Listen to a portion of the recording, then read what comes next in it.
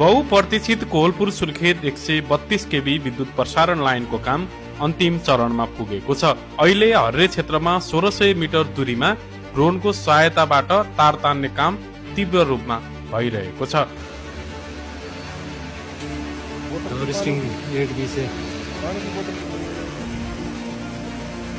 करिब 70 करोड लागतको यो आयोजना भारतीय कम्पनी आरएस इन्फ्रा प्रोजेक्टले 2076 असार 22 गतेदेखि सुरु गरेको हो। तर निकुञ्ज क्षेत्रमा रुखकटानको अनुमति समयमै नपाउनु र बाँकेको बैजनाथ गाउँपालिका स्थित गाबर र बानियाबारमा टावर निर्माणमा अवरोधले काममा ढिलाइ भएको हो।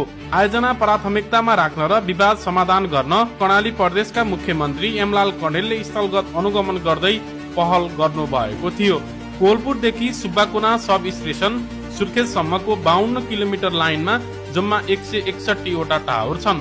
आयोजनाका प्रमुख रवि चौधरीका अनुसार सब स्टेशन भित्र र बाहिरको टावर निर्माण भइरहेको छ। यो लाइन पूरा भएपछि विगतको लो भोल्टेज र पुरानो लाइनले दिएको समस्या अन्त्य हुने अपेक्षा गरिएको छ। आगामी माघ 1 गते सुब्बाकोना स्थित सब स्टेशनमा विद्युत चार्ज गरी औपचारिक उद्घाटन गरिनेछ। उद्घाटन कार्यक्रममा ऊर्जा जलस्रोत तथा सिंचाई मन्त्री कुलमान घिसिङ सहभागी हुने कार्यक्रम तय छ।